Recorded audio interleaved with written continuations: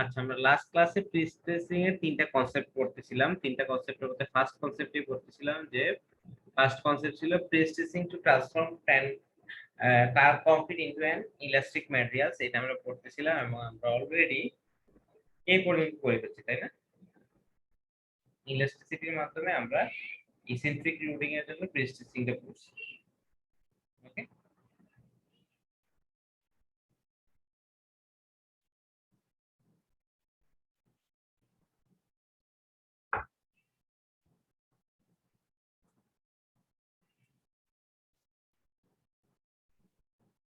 Last ক্লাসে আমাদের যে প্রবলেমটা ছিল এটা ছিল एग्जांपल 1.1। তোমাদের বই বই জানো তো, বই রেফারেন্স বলা হয়েছিল তোমাদেরকে? আমি বই রেফারেন্স দিয়েছিলাম। আমি পড়াচ্ছি টি ওয়াই লিনের বইটা। হ্যাঁ, আমি তোমাদের ইয়াতে দিয়ে দিব, গুগল ক্লাসরুমে দিয়ে দিব বইটা। টি ওয়াই লিনের ফার্স্ট एग्जांपल 1.1 ছিল এটা, যে আমাদের এর এক্সটার্নাল লোড ছিল 3 কিপ পার ফিট, আর প্রিস্ট্রেসিং ছিল 360 কিপে এবং ইসেন্ট্রিসিটি ছিল 6, এবং বিমের ডাইমেনশন ছিল 20/30। এই বিমের জন্য আমরা এই প্রবলেমটা করছি। एग्जांपल 1.2 সেম প্রবলেম, তো এই ক্ষেত্রে হচ্ছে আমার যে প্রিস্ট্রেসিং যে অংশটা থাকবে সেটা হচ্ছে তোমার কার্ভ থাকবে। অর্থাৎ আমাদের एग्जांपल 1.1 এ কনস্ট্যান্ট ইসেন্ট্রিসিটি ছিল, তাই না? সকল জায়গায় একদম লেফট সাইড থেকে রাইট সাইড পর্যন্ত সকল জায়গায় ইসেন্ট্রিসিটি 6 ছিল। एग्जांपल 1.2 তে সেম প্রবলেম, বাট ইসেন্ট্রিসিটি সাপোর্টে হবে 0, দুই সাপোর্টে 0, এবং এটা ভেরি করবে, এবং একদম মিডল সেকশন আসবে সর্বোচ্চ 6 ইসেন্ট্রিসিটি। অর্থাৎ কার্ভেচারে থাকবে। অর্থাৎ আমার যে অংশ, যে দাগটা দিয়ে আমরা প্রি স্টিচিং করবো বা যে স্টিলটা দিয়ে আমরা প্রি স্টিচিং করবো, এটা একটা কার্ভেচারে থাকবে। তো আমাদের কোশ্চেন হচ্ছে a concrete beam with the same span loading section and prestress in example 1 point has a parabolically curved tendon shown in figure। এটা হচ্ছে parabolic curve. Compute the external fibre stress at mid span. আমাদের প্রশ্ন হচ্ছে mid স্প্যানে fibre, external fibre stress অর্থাৎ top ফাইবারে এবং bottom ফাইবারে স্ট্রেস বের করতে বলা হচ্ছে। স্যার গত ক্লাস নিয়ে একটা কোশ্চেন ছিল স্যার। বলো। স্যার গত ক্লাসে স্যার প্রথম যে প্রসেসটা দেখাছিলেন সূত্রটা sir, F is equal to F by A, এটা তো স্যার প্রি স্ট্রেসের জন্য সবখানে কম্প্রেশন। এটা হচ্ছে তোমার একদম কোনটা একদম শুরুটা, এটার কথা বলতেছো? জি স্যার, এটা প্রি স্ট্রেসের জন্য না, এটা তো অলওয়েজ কম্প্রেশন সব জায়গায়। হ্যাঁ, এটা অলওয়েজ কম্প্রেশন। স্যার এটা যদি প্রি স্ট্রেসের জন্য হয় স্যার, তার পরের সূত্রতে স্যার পরেরটাতে আমরা স্যার সেইটাই তো স্যার টেন্ডনের জন্য আসবে স্যার, টেন্ডনটা মাঝখানে দেওয়ার জন্যই তো স্যার প্রি স্ট্রেসটা আসছে।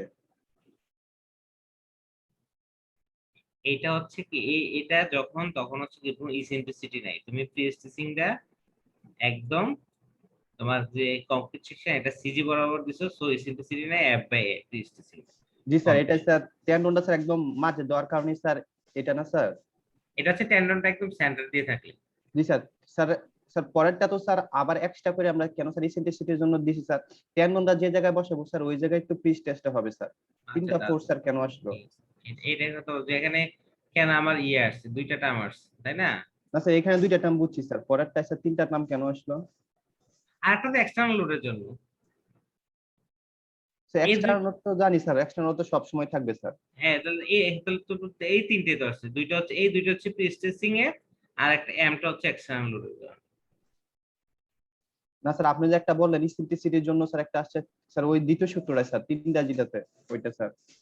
এটাই তো এফইসি বা এফইওয়াই, এটাই তো দ্বিতীয় টার্মটা। এমওয়াই বাই আই নিয়ে তো সমস্যা নাই, না এটা তো স্যার, এটা এক্সটার্নাল। এক্সটার্নাল লোডের জন্য। জি তাহলে তো স্যার। তুমি সমস্যা হচ্ছে এফইওয়াই বাই আই নিয়ে নাকি? জি স্যার, হ্যাঁ এটা কেন আসছে এটাই তো স্যার? বলতেছি তোমার এফইসি বাই বা এফইওয়াই বাই, এটা নিয়ে এটার কথাই তো বলতেছি। এটা এটা বুঝো না নাকি? হ্যাঁ স্যার, এটা কেন আসছে বুঝিনি স্যার। এটা হচ্ছে এখানে ইসেন্ট্রিক লোডিং, ইসেন্ট্রিক লোডিং বুঝো না? স্যার এটা বুঝছি স্যার, এটা টেন্ডনটা স্যার নিচে দিয়েছে সেন্টার থেকে ই ডিসটেন্স দূরে। হ্যাঁ, সো ইসেন্ট্রিসিটি লোডিং আমি তো তোমাকে ইয়ে বললাম যে আমার অ্যাকচুয়াল প্রিস্টিসিং হচ্ছে এই বরাবর, তাই না? জি স্যার, হ্যাঁ। আমি এটাকে যেহেতু এটা আমি ডাইরেক্ট সূত্র বুঝতেছি না, সহজ করার জন্য কি করছি, আমি এই সেন্টারে কি দুইটা সমানুপাতিক করছি। এখানে ফোর্স ছিল প্রি স্ট্রেসিং ফোর্স এফ, আমি সেন্টারে দুটো সমান ও বিপরীতমুখী ফোর্স এফ দিছি, তাই না? হ্যাঁ স্যার দেয়া যায় না যে যে কোনো জায়গায় দুটো সমান ও বিপরীতমুখী ফোর্স দিলে কোনো এফেক্ট আছে? না স্যার, একই তো হলো দুটাই তাহলে পুরো। এখন দেখো আমার সেন্টারে দুটো বিপরীতমুখী ফোর্স দেওয়ার পরে যে কন্ডিশন আসছে, এই কন্ডিশনে দেখো এ অংশটা কি পিওর কম্প্রেশন দিচ্ছে এফ বাই এ, তাই না? একদম সেন্টার দিয়ে যাচ্ছে ফোর্স, এটা হচ্ছে পিওর কম্প্রেশন দিচ্ছে এফ বাই এ। আর এই দুইটা মিলে আর বাকি যে দুইটা আছে এই দুইটা কি মিলে কি একটা ইসেন্ট্রিক কাপল দিচ্ছে না, এ এফ এবং এ এফ মিলে। এই দুইটা কি সমান ও বিপরীতমুখী না এবং সমান্তরাল? জি স্যার। দুইটা ফোর্স যদি সমান ও বিপরীতমুখী এবং সমান্তরাল হয় তাহলে এটা কি একটা টর্ক সৃষ্টি করে না? জি স্যার, করে স্যার। এবং টর্ক বা এই টর্ক বা মোমেন্টের মান কত? ফোর্স ইনটু ডিসটেন্স, তাই না? হ্যাঁ স্যার। তাহলে এখানে আমার একটা নতুন মুভমেন্ট আছে, সেই মুভমেন্ট হচ্ছে কত? এফ ইনটু ই, তাই না? স্যার তাহলে স্যার প্রথমটা স্যার সিজি দিয়ে যাওয়ার কারণে স্যার এটা ক্রিয়েট হ্যাঁ, হয় নাই। না এটা ক্রিয়েট হয়, তখন তো আমার সেন্টারে দুইটা লোড দিতে হচ্ছে না প্রবেশন। তাহলে এখন যে মোমেন্টটা ক্রিয়েট হচ্ছে সেটা হচ্ছে এফ ইনটু ই। তাহলে এই মোমেন্টটা কি করতেছে? এই মোমেন্টটা বুঝতে পারতেছি যে এই মোমেন্টটা বিমটাকে উপরের দিকে বাঁকা করতেছে, তাই না? জি স্যার। শেষ। তাহলে স্যার অঙ্কটা তো স্যার সমস্যা আছে স্যার, অঙ্ক তো স্যার ই এর মান দেয় নাই, তাহলে স্যার আমার প্রথম ই এর সূত্র মান না দিছে? এর মান দিবে না কেন? স্যার, কোশ্চেন তো দেয় নাই। আরে কোশ্চেন দিছে, কোশ্চেনটা আমি পরের পেজে দিয়ে রাখছি, এটি সমস্যা। তাহলে ঠিক আছে। কোশ্চেনটা এটা কোশ্চেন, ঠিক আছে? ই এর মান 6 দেয়া আছে না? স্যার আমরা তো প্লাস ও মাইনাস 6, যে কোনো একটা ধরে করতে পারবো স্যার, সমস্যা তো নাই। কি? স্যার এখানে তো স্যার কম্প্রেশনের মাইনাস ধরে করছে। হ্যাঁ, কম্প্রেশনের মাইনাস ধরে করছে। তোমরা যেটা ধরে করো বা কম্প্রেশনের মাইনাস ধরে করছে এখানে, হ্যাঁ। সূত্র ডিরাইভ করার সময় পজিটিভ করছে আর ম্যাথমেটিক্যাল টার্মের সময় মাইনাস করছে। আচ্ছা, ই 6 দেয়া আছে না? দেয়া নাই কেবল, বুঝতে পারছো এখন? জি স্যার, বুঝতে পারছি। আচ্ছা, এখন যেটা প্রবলেম এটা হচ্ছে গত ক্লাসেরই প্রবলেম, সেই প্রবলেমে আমাদের দেখা যাবে হচ্ছে তোমার যে প্যারাবোলিক। আগে সেটা ছিল কি কনস্ট্যান্ট ছিল না, 1.1 এ ছিল কি কনস্ট্যান্ট, সব জায়গায় ইসেন্ট্রিসিটি সেম। এই ক্ষেত্রে হচ্ছে ইসেন্ট্রিসিটি ভেরি করবে, একদম সেন্টারে সাপোর্টে 0 এবং মাঝখানে সর্বোচ্চ, প্যারাবোলিক শেপ। তো আমাদের প্যারাবোলিক শেপ যাই হোক, আমাদের বলছে compute the extreme fibre stress at mid span. So mid স্প্যানের সেকশন যদি আঁকি, আমার মেইন প্রবলেম হচ্ছে এটা, মিড স্প্যানের সেকশন আঁকলে কি আর আমার নতুন কিছু কোনো আসতেছে? এটা প্যারাবোলিক হলে মিড স্প্যান যেই, আর তোমার ইসেন্ট্রিক হলে মিড স্প্যান, এই দুইটা তো সেমই, তাই না? এই ক্ষেত্রেও কি আমি মিড স্প্যানে দেখছি ইসেন্ট্রিসিটি 6, এই ক্ষেত্রেও কি আমি মিড স্প্যানে দেখবো ইসেন্ট্রিসিটি 6। তো আমি সেকশন ধরে যদি অ্যানালাইজ করি তাহলে আমাকে অঙ্কটায় নতুন কোনো কিছু আসতেছে না, ফর মিড স্প্যানের জন্য নতুন কিছু আসতেছে না, বাট সাপোর্ট সেকশনের জন্য কি আবার নতুন কন্ডিশন ক্রিয়েট হয়েছে, তাই না? The beam section at midspan is shown in figure is identical with the section, for example 1.1. Hence, exactly the same calculation for example 1.1 will apply. সেখানে আমার কোনো চেঞ্জ নাই, তাই না? সেম ক্যালকুলেশনে ভ্যালু আসবে সেম, বুঝতে পারছো?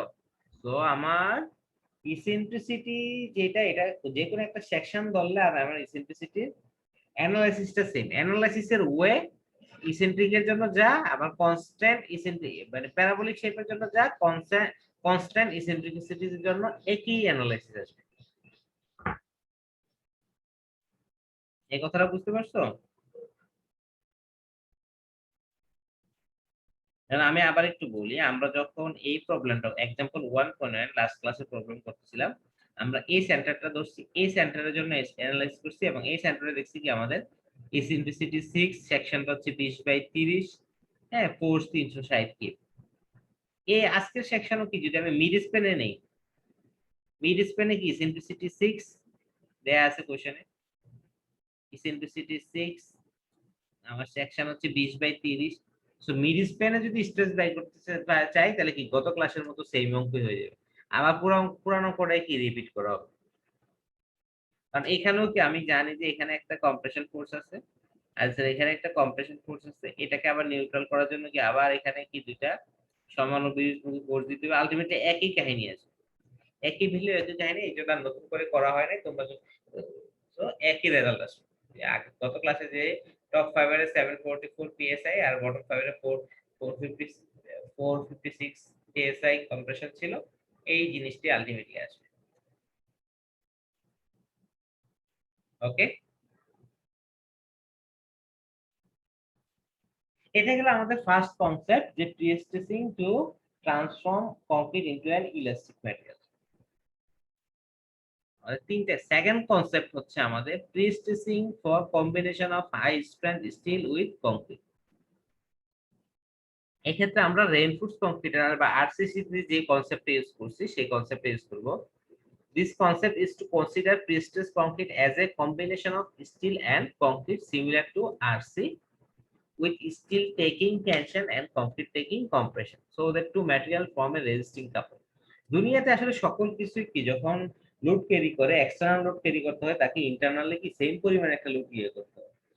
মানে সিভিল ইঞ্জিনিয়ারিং এর আমাদের বেসিক জিনিসটা হচ্ছে এক্সটার্নালি যা ফোর্স আসবে, ইন্টারনালি কি সেই ফোর্সটা ক্রিয়েট হতে হবে, অর্থাৎ ম্যাটেরিয়ালসটা ওই পরিমাণ স্ট্রং হতে হবে বা ওই সেকশনের হতে হবে যাতে কি আমার এক্সটার্নাল যে ফোর্সটা আছে ইন্টারনালি সেই ফোর্সটা মানে কাউন্টারঅ্যাক্ট করার জন্য সেই ফোর্সটা ক্রিয়েট হওয়ার শক্তি থাকতে হবে। এবং এই জিনিসটা হচ্ছে often easy for concept for engineers familiar with RC, যারা আরসি স্ট্রাকচার নিয়ে কাজ করে তারা এই কনসেপ্ট ধরে কাজ করতে সুবিধা পায়। যেমন আরসিসি তে আমরা পড়ছি কি এখানে যদি টেনশন থাকে, স্টিল যেখানে থাকবে সেখানে কি টেনশন থাকবে। তো আমরা জানি যে এক্সটার্নাল মুভমেন্টের জন্য কি এখানে একটা মুভমেন্ট ক্রিয়েট হচ্ছে এম এক্সটার্নাল, মনে করো এক্সটার্নাল ফোর্স গুলোর জন্য। আমরা জানি কি এক্সটার্নাল যে ফোর্সটা ক্রিয়েট হচ্ছে সেটা কাউন্টারঅ্যাক্ট করার জন্য কি সেম পরিমাণের এম ইন্টারনাল একটা মোমেন্ট ক্রিয়েট হবে, এবং সেটার ভ্যালু কত হবে, এম এক্সটার্নাল এর সমান।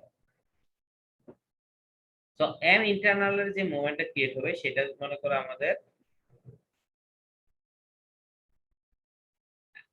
আমরা একটা জায়গা ফিক্স যে আমার যেখানে টেন্ডন আছে সেখানে কি টেনশন থাকবে, টি থাকবে।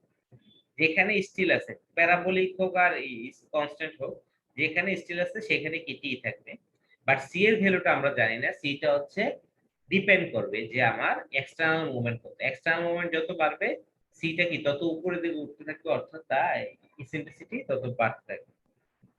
তা আমরা জানি এম এক্সটার্নাল সমান সমান এম ইন্টারনাল, অর্থাৎ এই ডিসটেন্সটা যদি আমি র্যান্ডমলি ডি ধরে নেই, তাহলে আমরা এম এক্সটার্নাল সমান এম ইন্টারনাল সমান বলতে পারি সি ইনটু ডি বা টি ইনটু ডি।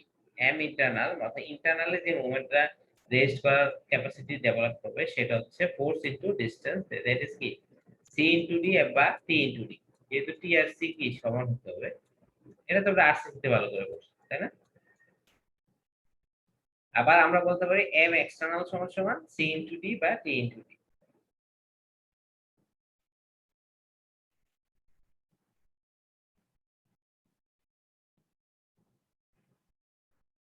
ওকে, আমাদের যে প্রবলেম সেই প্রবলেমের জন্য যদি চলে আসি, আমাদের আমরা আজকের ক্লাসে কি আমাদের গত एग्जांपल 1.1 এ যে প্রবলেমটা ছিল সেই প্রবলেম নিয়ে কাজ করব। অর্থাৎ আমাদের একটা, আবার আমি রিভিউ করতেছি যেহেতু একদিন আগে করছি, এখানে এক্সটার্নাল মুভমেন্ট থাকে ইনক্লুডিং এক্সটার্নাল লোড হচ্ছে ইনক্লুডিং সেলফ ওয়েট হচ্ছে 3 কিপ পার ফিট, স্প্যান হচ্ছে কত 24 ফিট, তাই না? বিমের স্প্যান হচ্ছে 24 ফিট আর বিমের ক্রস সেকশন হচ্ছে 20 ইঞ্চি বাই 30 ইঞ্চি।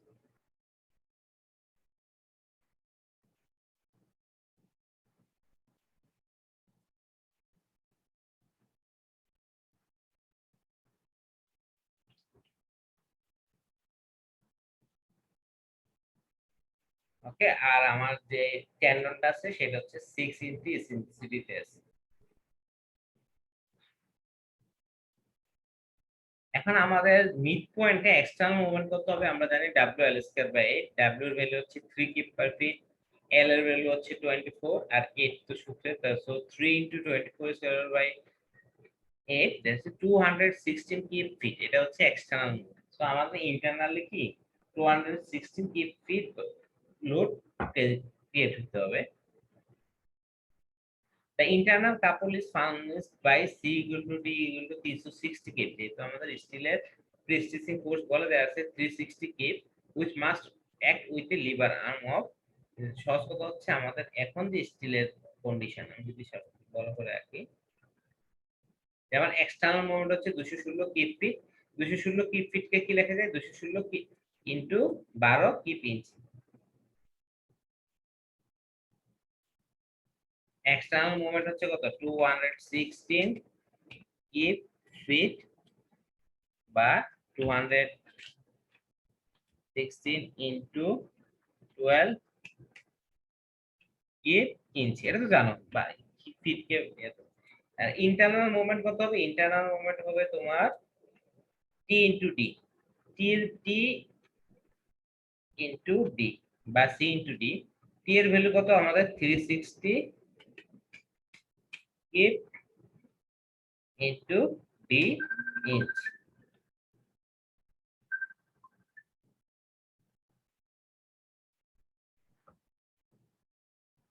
ওকে, তাহলে আমাদের এই দুইটা যদি সমান করি, যেহেতু ইন্টারনাল এক্সটার্নাল সমান, তাহলে এই দুইটা ইকুয়েশন থেকে আমাদের ডি এর ভ্যালু পাবো, তাই না?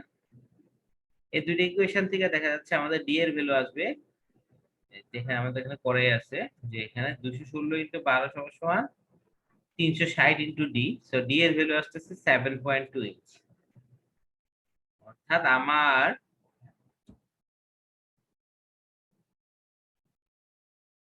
এই ইয়া থেকে একটা এই স্টিলের পজিশন থেকে কম্প্রেশনে সি এর দূরত্ব, টি যেহেতু ফিক্স, টি থেকে সি এর দূরত্ব হচ্ছে 7.2। যদি দেখি আমার সেকশনটা আবার ড্র করি, যে আমাদের এটা ছিল সেকশন, এটা হচ্ছে নিউট্রাল অ্যাক্সিস, আমাদের স্টিলের পজিশন ছিল 6 ইঞ্চি দূরে, তাই না?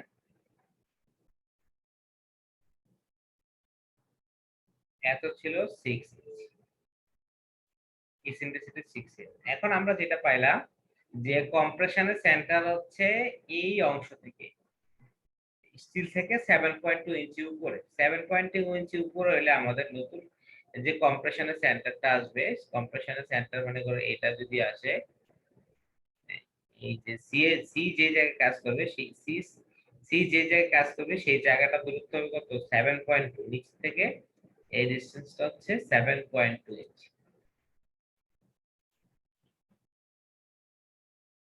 7.2 ইঞ্চি।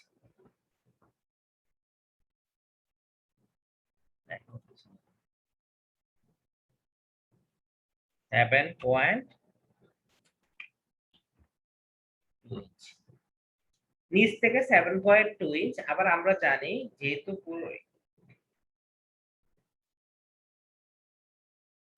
অলরেডি আমরা জানি কি টোটাল সেকশনটা হচ্ছে 15 ইঞ্চি, সরি টোটাল সেকশনটা হচ্ছে হাইট হচ্ছে 30 ইঞ্চি, এবং এটা যদি 6 ইঞ্চি দূরে থাকে এটা হচ্ছে 9 ইঞ্চি দূরে। তাহলে আমার সহজ কথায় আমাদের এই ডিসটেন্সটা কত 1.2, তাই না? সেন্টার থেকে আমাদের কম্প্রেশনের ডিসটেন্স হচ্ছে 1.2 ইঞ্চি। যেহেতু টেনশন থেকে কম্প্রেশন হচ্ছে 7.2 দূরত্বে, আবার তোমার কম্প্রেশন থেকে নিউট্রাল অ্যাক্সিস হচ্ছে 6 ইঞ্চি দূরে, তাহলে 7.2 থেকে যদি 6 বিয়োগ করি থাকে কত হচ্ছে 1.2 ইঞ্চি। ওকে, কারো কোনো সমস্যা আছে কিনা বুঝতে পারো? তাহলে আমরা টি এর পজিশন আমরা জানি, এখানে টি কাজ করে আর এখানে সি কাজ করে।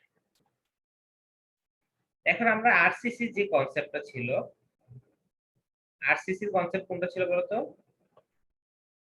আরসিসি কনসেপ্টে এফ ইকুয়াল টু কত ছিল আমাদের? এখানে কোনো লিভার আর্মটার কোনো চিন্তা করার দরকার নেই, আমরা যেটা যাচ্ছিলাম এফ ইকুয়াল টু স্ট্রেস সমস্যা ছিল কি F by A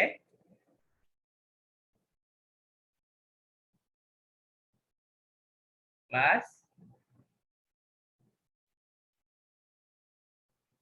MC over I. এখানে একটা জিনিস ছিল, এখানে কিন্তু আমার এক্সটার্নালটা অলরেডি ক্যালকুলেট করে দিচ্ছি। যখন আমি 7.2 এর কথা চিন্তা করছি বা ডি এর ভ্যালু বের করছি, সেটা কি এম ইন্টারনাল এক্সটার্নাল নিয়ে আসছি। সো আমি এখানে এক্সটার্নাল মুভমেন্টের যে এফেক্ট সেটা অলরেডি নিয়ে আসছি। এই ক্ষেত্রে আমাদের এফ এর ভ্যালু কত? এফ এর ভ্যালু হচ্ছে 360 কিপ, এর ভ্যালু জানি আমরা 20/30, এম এর ভ্যালু কত? এম এর ভ্যালু হচ্ছে আমাদের এই যে নতুন মুভমেন্টটা ক্রিয়েট করবে সেই মুভমেন্টের ভ্যালু হচ্ছে আমাদের কম্প্রেশনের সেন্টার এবং নিউট্রাল এক্সিসের দূরত্ব। এটা হচ্ছে আরসিসির কনসেপ্ট বলবো, তোমরা আরসিসি যেটা করে আসো এই দূরত্বটা, এবং এই দূরত্বটা কত? Force into distance. ফোর্স হচ্ছে 360 কিপ এবং ডিস্টেন্স হচ্ছে 1.2। তাহলে এম এর জায়গায় লেখা যাবে এফ ইন্টু 1.2 বা ফোর্স ইন্টু ডিস্টেন্স, আর সি হচ্ছে আউটার সারফেসের দূরত্ব, আই হচ্ছে বেস কিউব বাই 12।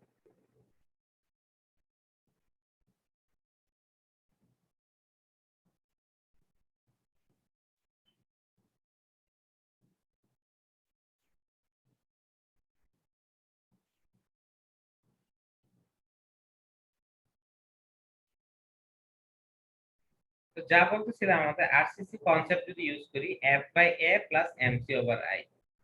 এফ হচ্ছে 360 কিপ আর এম হচ্ছে 360 ইনটু 1.2, আর সি হচ্ছে নিউট্রাল এক্সিস থেকে আউটার সারফেসের দূরত্ব, আমরা জানি এটা কত? 15, তাই না? যেহেতু হাইট হচ্ছে 30, এটা হচ্ছে 15। সো এটা করে আমরা আলটিমেটলি পেয়ে যাব। এই ক্ষেত্রে দেখো আমাদের টপ ফাইবার এবং বটম ফাইবার কম্প্রেশনের জন্য আমাদের দুইটাতেই কম্প্রেশন, বাট টপ ফাইবার হচ্ছে কি আমার, যেহেতু এখন আমাদের ফিগারটা এরকম, যেহেতু নিউট্রাল এক্সিস থেকে এমটা ক্রিয়েট হচ্ছে আমার নিউট্রাল এক্সিসের উপরের দিকে, অর্থাৎ এটা হচ্ছে কাপল। এখন আমার এটা যেহেতু মোমেন্ট দিচ্ছে এ বরাবর, তাহলে আমার কি উপরে কম্প্রেশন নিচে টেনশন। এই স্ট্রেসিং এর জন্য উপরে কম্প্রেশন নিচে টেনশন। উপরে আমরা ধরবো কি কম্প্রেশন বা মাইনাস, এই যে মাইনাস ধরতে দেবো উপরে, তাহলে -600 -142, এটা হচ্ছে উপরের জন্য। আর নিচে হচ্ছে, যেহেতু উপরে কম্প্রেশন আসতেছে নিচে টেনশন, সেটা হচ্ছে +140। দেখো এই কনসেপ্টে এবং লাস্ট ক্লাসের কনসেপ্টে কি আমাদের রেজাল্ট একই আসবে।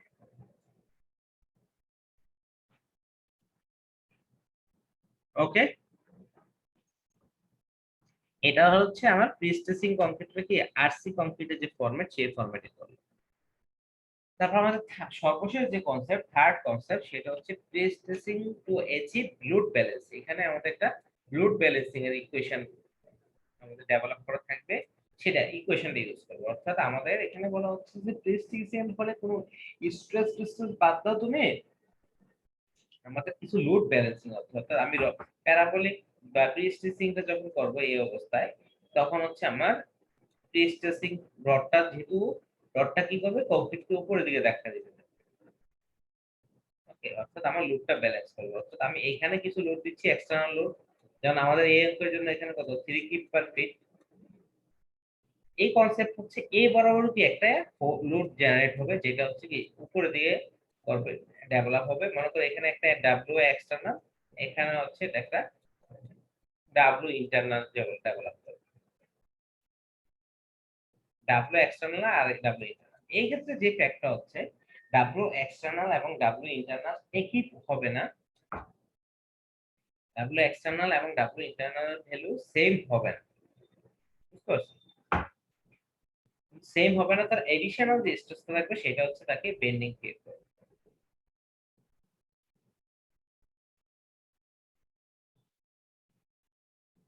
In the overall design, and pre-stressing is viewed as a balancing of gravity load so that members under bending such as slabs, beams and girders will not subjected to flexural stresses under a given loading condition। অর্থাৎ এখানে ফ্লেক্সারই create হবে না, অর্থাৎ আমার loading কন্ডিশনের জন্য flexor create হবে না, সেটা একটা লোড ব্যালেন্সিং হবে। আমরা যেটা বলতেছিলাম যে ডাব্লিউ এক্সটার্নাল এর বিপরীত কি ডাব্লিউ ইন্টারনাল একটা হবে, বা আপওয়ার্ড একটা ব্যালেন্সিং হবে। সো আমরা যে ডাব্লিউ ইন্টারনাল যেটা, সেটাকে আসলে ইন্টারনাল না বলে ব্যালেন্সিং লোড বলতে পারি, সেটাকে ডাব্লিউ বি দ্বারা প্রকাশ করা হবে। অর্থাৎ আমার এক্সটার্নাল লোডের বিপরীতে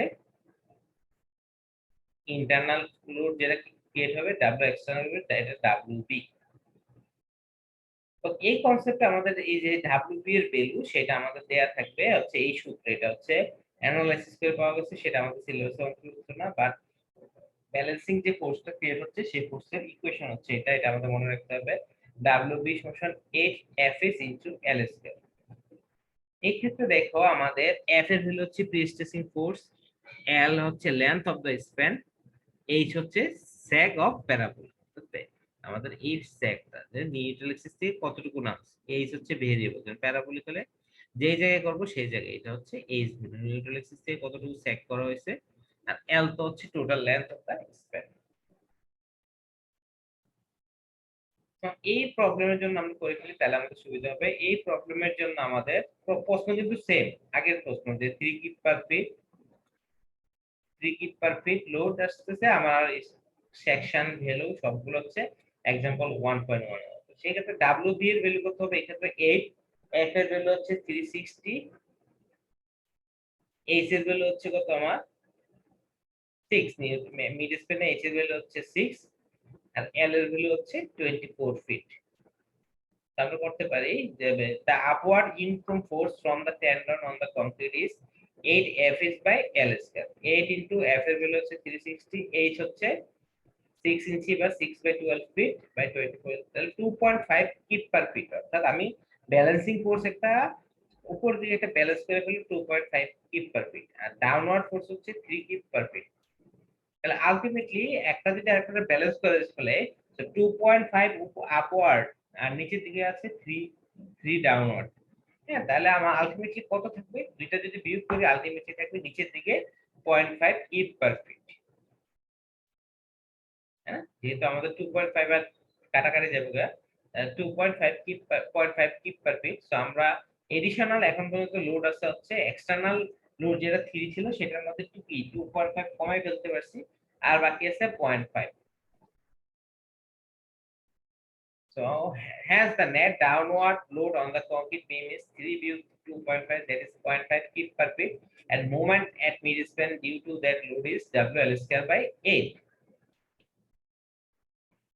তো এখানে W এর ভ্যালু 0.5 যেটা ব্যালেন্স বাকি রইলো, আর L তো 24 আর 8।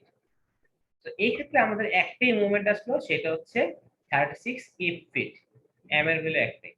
আমরা জানি m সমান সমান কি mc ওভার i, তাই না? এখন এইভাবেই কি আমরা ক্যালকুলেশনটা করে ফেলতে পারি, m সমান সমান mc ওভার i।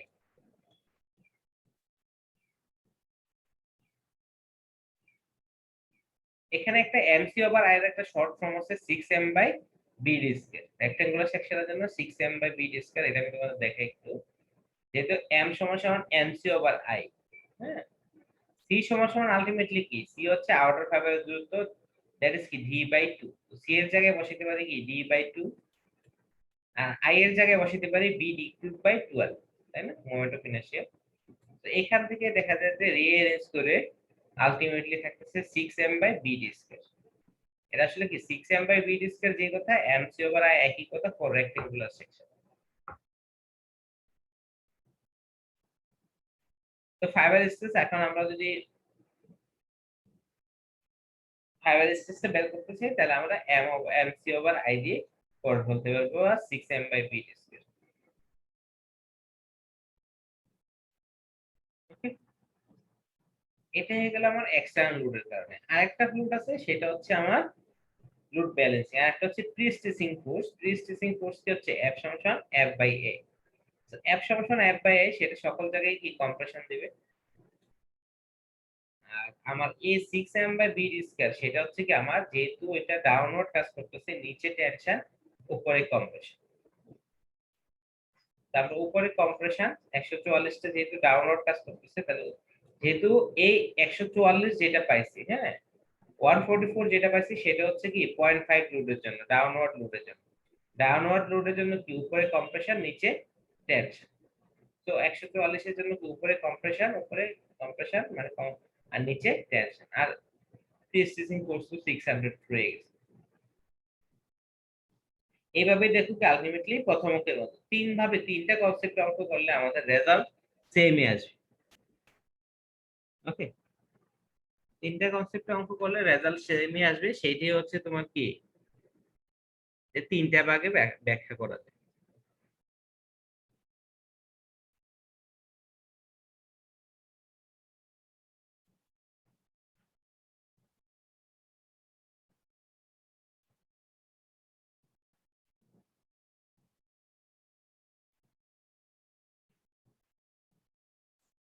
আর কোনো কোশ্চেন আছে?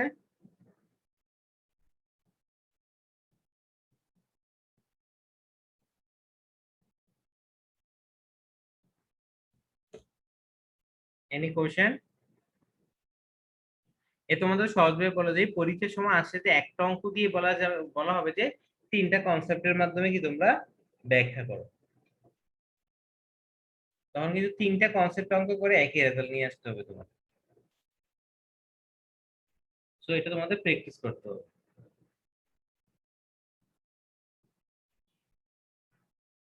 এই পড়া কি মাথার উপর দিয়ে যাচ্ছে নাকি? না স্যার।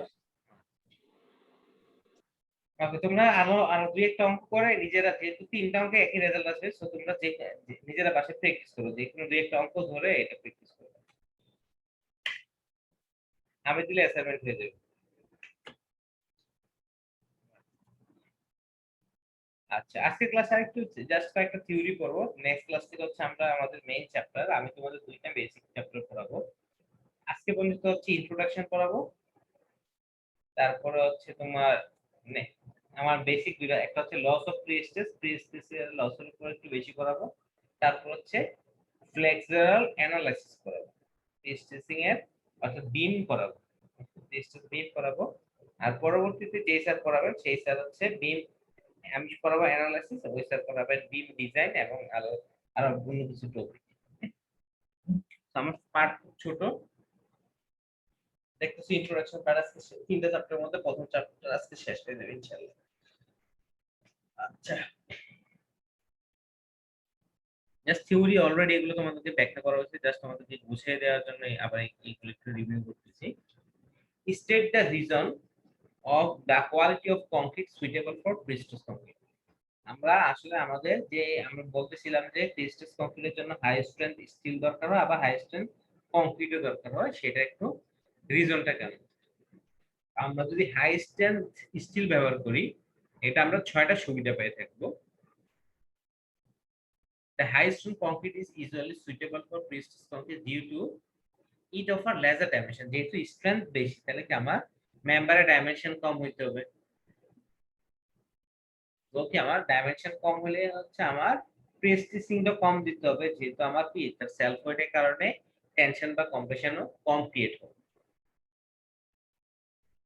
নাম্বার 2 হচ্ছে to sustain at higher tensile stress.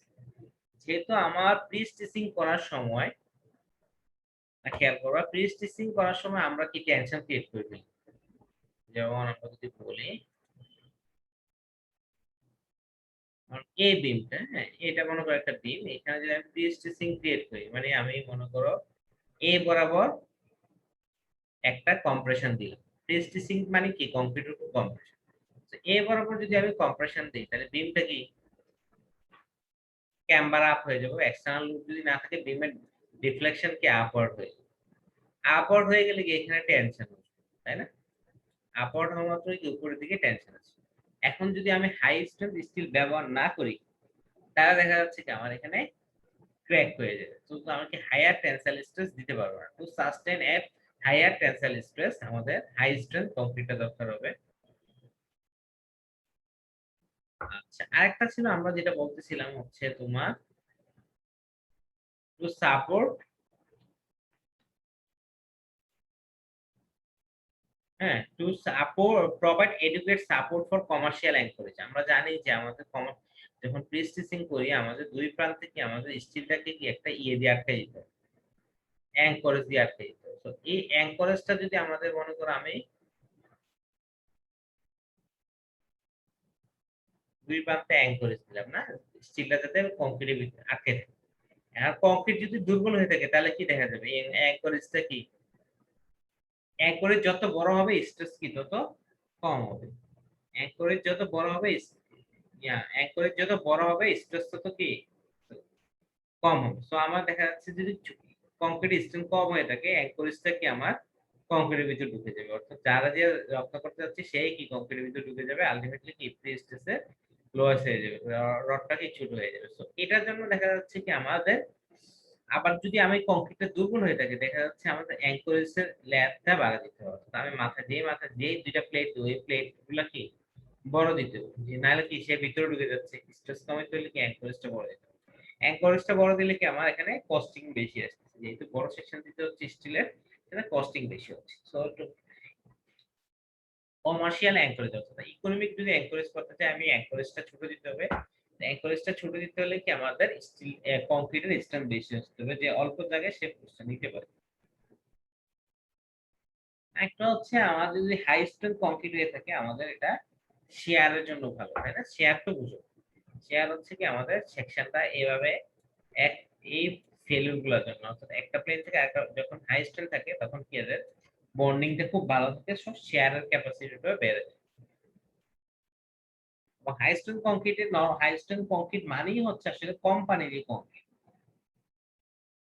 High strength কংক্রিটের সবচেয়ে বড় বৈশিষ্ট্য আমরা যখনই খুব ভালো শক্তির কংক্রিট বানাতে যাব তখন আমরা দেখবো যে পানি যত কম দিব কংক্রিটে তত ভালো কি আমার স্ট্রেংথ আসবে। তো এই যে পানি কম দিলে কি আমার শ্রিঙ্কেজটা কম হবে, অর্থাৎ আমি সিমেন্টের বিক্রিয়ার জন্য যতটুকু পানি দরকার ঠিক ততটুকু পানি দেবো, এর বেশি পানি দিব না। তাহলে কি আমার স্ট্রেংথটা বেশি আসবে, সো এক্ষেত্রে শ্রিঙ্কেজটাও কি কম আসবে।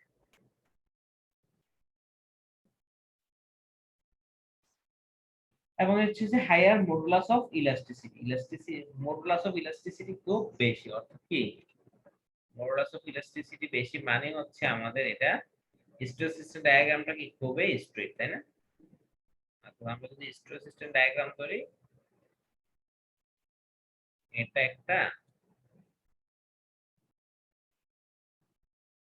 এখানে আমরা তো দুইটা স্ট্রেস সিস্টেম ডায়াগ্রাম পেলাম এ আর বি। মডুলাস অফ ইলাস্টিসিটি বেশি কোনটা? বি তে, যেহেতু এটার স্লোপ বেশি সেটা হচ্ছে কি মডুলাস অফ ইলাস্টিসিটি বেশি। মডুলাস অফ ইলাস্টিসিটি বেশি মানে কি অল্প স্ট্রেনের জন্য কি সে অনেক স্ট্রেস নিতে পারে, তাই না? এটা এই বরাবর যদি স্ট্রেন অল্প স্ট্রেসের জন্য অনেক স্ট্রেন নিতে পারে, তাহলে কি আমার অনেক ফোর্সের কারণে সে কি অল্প স্ট্রেস, যেহেতু আমার কংক্রিটের আলটিমেটলি যখন আমি কম্প্রেশন দিব প্রি স্ট্রেসিং এ সে কম্প্রেস হয়ে যাবে। এখন সে যদি মডুলাস অফ ইলাস্টিসিটি কম হয়ে থাকে দেখা যাচ্ছে কি যত স্টিলের কংক্রিটে চাপ দেবে কংক্রিট তত ছোট হয়ে থাকবে, তাহলে তো সমস্যা। কংক্রিট যত কম ছোট হবে ততই কি আমার প্রি স্ট্রেসিংটা এফেক্টিভ হবে। এটাই বলছি it also have also a higher modulus of elasticity and smaller creep stress. So more higher modulus of elasticity হলে কি স্টিল কংক্রিটের উপর চাপ দিলে কি কংক্রিট সাথে সাথে কম ছোট হবে, তাহলে কি আমার প্রি স্ট্রেসিং ফোর্সটা এফেক্টিভ থাকবে। আর হচ্ছে ক্রিপ স্ট্রেস, যে লং টাইম ফোর্সের কারণে যে শ্রিঙ্কেজটা হয়ে থাকে সেটাও কি আমার এই কারণে কম হবে। অর্থাৎ আমরা যদি হাই স্ট্রেংথ স্টিল ব্যবহার করি যেহেতু পানি কম এবং জিনিসগুলো খুবই কম্প্যাক্টেড অবস্থা থাকে সেক্ষেত্রে ক্রিপ স্ট্রেন্থের কম হবে, অর্থাৎ 5-10 বছর লোড থাকলেও কি কম পরিমাণ শ্রিঙ্কেজ হবে।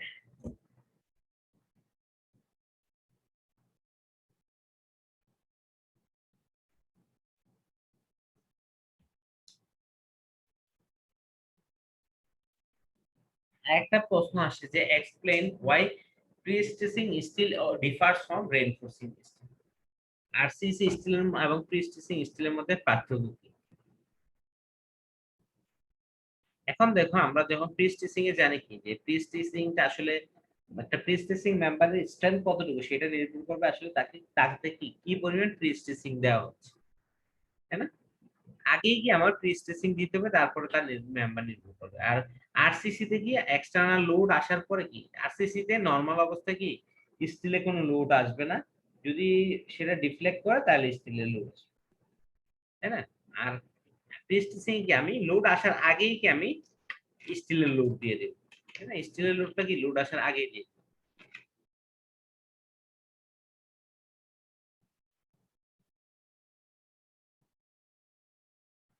The strength of a pre-stressed member depends on the amount of pre-stressing force applied on it. So in pre-stressed concrete, high tensile steel is used, which will have to be elongated a great deal before its strength is fully utilized, and thus higher pre-stressing force can be applied. যে আমাদের ইলংগেশনটা কম হইতে হবে, যদি আমি খুব মানে দেখা যাচ্ছে আমার স্টিলটা যদি 10 মিলি বড় করি ইলংগেট করে দেখা যাচ্ছে তার স্ট্রেনের মধ্যে কি তার স্ট্রেসটা বেশি আসতে হবে, অল্প স্ট্রেসে কি সেই স্ট্রেনটা বেশি আসতে হবে। যাতে কি করে আমার এটা প্রিস্টেসিং ফোর্সটা বেশি আসে।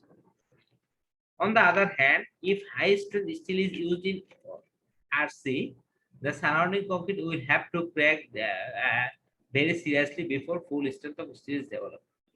আর আরসিসি তে যদি মনে করো আমরা 60 কে এসআই ব্যবহার না করে 370 কে এসআই ব্যবহার করি, কথার কথা, হ্যাঁ, আমরা আরসিসি তে পড়তেছি কি 60 গ্রেড বা 72 গ্রেড, বাট আমরা করে 60 70 না করে যে আমরা ইয়াতে যা করি প্রিস্টেসিং এ যা করি সেগুলো যদি ব্যবহার করি, দেখা যাবে যে আমার, তোমরা অলরেডি দেখছো আরসিসি থেকে যখন আমরা 60 কেএসআই দেই তখনই আমরা চিন্তা করি কি কংক্রিট ক্র্যাক করে ফেলছে, টেনশন সাইডে ক্র্যাক করে ফেলছে, সেই জায়গাতে শুধু স্টিল টেনশন নিচ্ছে শুধু 60 কেএসআই দিই। এখন যদি আমি ইয়ে দেই এবং সেই ক্র্যাক গুলোকে ভিজিয়ে বললাম, হ্যাঁ 60 কেএসআই টা আমাদের ঘরের বাসাবাড়ির যে বিম গুলো ক্র্যাক করছে এগুলো আমরা চোখে দেখি, বাট আমরা যদি 370 কেএসআই দেখি তাহলে কি আরো বেশি ইলংগেট হইতে হবে। এটা যদি যদি আমি আরসিসি তে 370 কেএসআই দেই, হাই স্ট্রেংথ স্টিল দেই, দেখা যাচ্ছে যে এটা যদি এবং স্টিলে যদি 370 কেএসআই নিতে হয় দেখা যাচ্ছে নিচে বিম এর তলা দিয়ে কি সব রড দেখা যাবে, অর্থাৎ বড় বড় ক্র্যাক ক্রিয়েট হবে। আমি যদি না বুঝতে পারি আবার একটু বুঝাই। মনে করি এটা আরসি,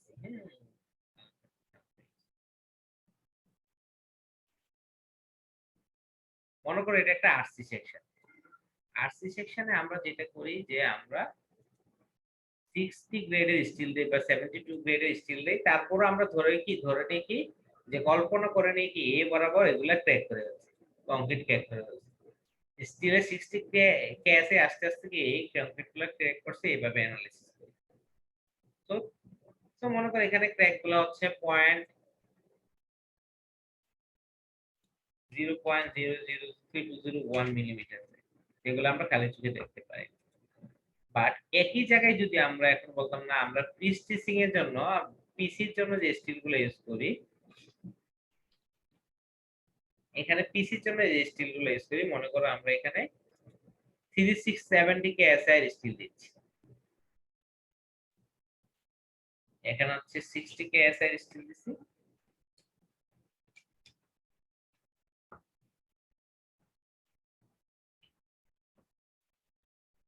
থ্রি সেভেন্টি কেএসআই এর স্টিল দিচ্ছি।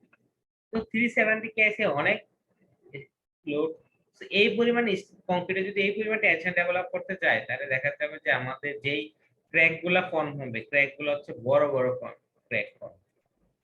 বড় বড় ক্র্যাক ফর্ম হলে কি আমার আর দিয়ে লাভ নেই, কারণ ক্র্যাক যত বড় হবে এই বরাবর এই জায়গা দিয়ে কি আমার কার্বন ডাইঅক্সাইড চলে যেতে পারবে, স্টিলটা কোরোডেড হয়ে যাবে। সো আমাদের বড় ক্র্যাক দিয়ে আসলে বেশি লাভ নাই, অর্থ হচ্ছে আমরা বড় ক্র্যাক দিলে আমাদের এই সেকশনটা ইউজ করতে পারবো না, অর্থাৎ যে ক্র্যাক গুলাতে কি আমাদের বাতাস ঢুকে যাবে বা আমরা চোখেও ভয় পাবো যে বিভিন্ন নিচে এত বড় ক্র্যাক কেন। এটি হচ্ছে বেসিক ডিফারেন্স।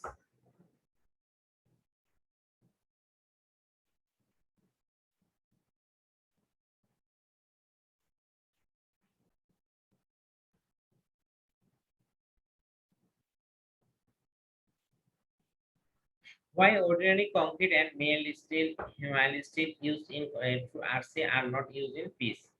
একই কথা একই জিনিস, এটা লাগবে না। আচ্ছা আমাদের একটা নতুন টার্ম আছে সেলফ স্ট্রেচিং সিম। এখন এই যুগে কিছু কিছু কেমিক্যাল ডেভেলপের পরে কিছু সিমেন্ট তৈরি হয় যেগুলো হচ্ছে সেলফ স্ট্রেচিং, অর্থাৎ নিজে কি টানা বড় করতে পারে। It is the type of cement that expand chemically after setting and during hardening are known as expansive wall cell. কিছু কিছু সিমেন্ট আছে কি তোমার কেমিক্যালি কিছু এক্সপ্যান্ড হবে after setting and during hardening, অর্থাৎ সময়ের সাথে সাথে যখন তুমি কাজ করবা তখন ভলিউম কম থাকবে, যখন কিউরিং বা হার্ডেনিং হবে তখন হচ্ছে সিমেন্টটা কি এক্সপ্যান্ড করবে, এমন সব কেমিক্যাল থাকবে কি সিমেন্টটা বড় হয়ে যাবে। When these cements are used to make concrete with embedded steel, the steel is elongated by the expansion of the concrete. Thus, the steel is pre-stress in tension, which in turn produces compressive pre-stress in the concrete. This process is known as chemical pre-stressing or self pre-stressing.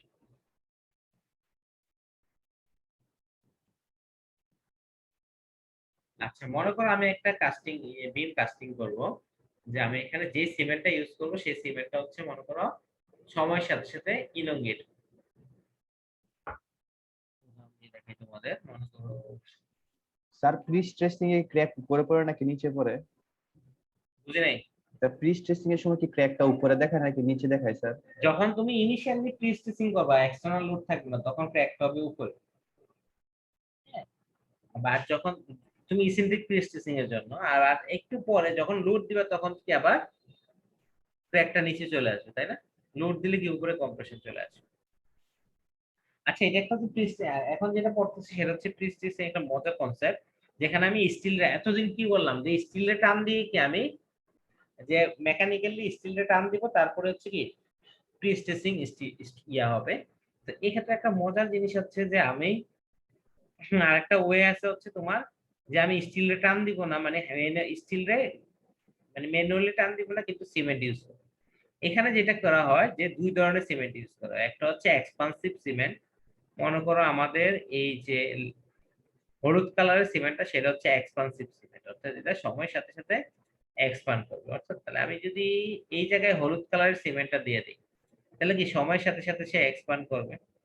মনে করো এখানে দিলাম আমি সবুজ কালারের cement বা তুমি নীল কালারের সিমেন্ট দিতে পারো, দুই ধরনের সিমেন্ট দিলাম। তার নিচে দিলাম কি এক্সপানসিভ সিমেন্ট, একটা বিম কাস্ট করলাম, বিমের কাস্ট করে নিচের মধ্যে একটা রড রাখলাম। হ্যাঁ, একটা রড রাখলাম, তারপর দুই ধরনের সিমেন্ট দিয়ে কাজ করলাম বা কংক্রিট দিয়ে কাজ করলাম। নিচের হাফটা হচ্ছে এক্সপানসিভ এবং উপরের হাফ হচ্ছে নরমাল সিমেন্ট। কাজ করার পরে তো চলে গেলাম, বাট দেখা গেল কি নিচের অংশের হলুদ যে কংক্রিটটা সেটা সময়ের সাথে সাথে বড় হচ্ছে। সময়ের সাথে সাথে যদি কংক্রিটটা বড় হয়, তাহলে স্টিলটাও কি বড় হবে না? যেহেতু কি আমার কংক্রিট আর স্টিল একসাথে আছে, সো সময়ের সাথে সাথে কি আমার স্টিলটাও বড় হবে। বুঝছো? স্টিলটা কি টান পড়বে, যেহেতু আমার ইয়াটা বড় হচ্ছে, কি বলে হলুদ কংক্রিটটা বড় হচ্ছে, সো স্টিলটাও বড় হবে। সো একটা পর্যায়ে কি কেমিক্যাল রিঅ্যাকশন শেষ হবে, হলুদ কংক্রিটটা আর বড় হইতে পারবে না।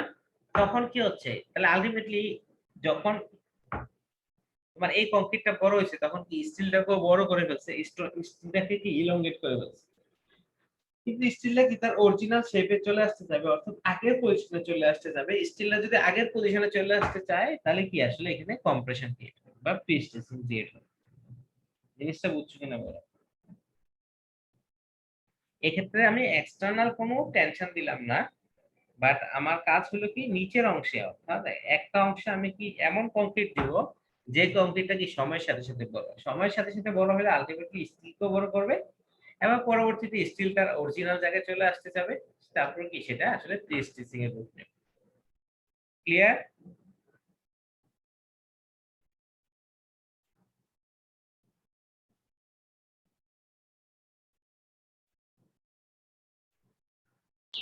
জি স্যার। আচ্ছা ঠিক আছে, আজকে আর না। হ্যাঁ, নেক্সট ক্লাসে আমরা লস অফ প্রি স্টিচ শুরু করব। আপনি সবাই ভালো থাকো।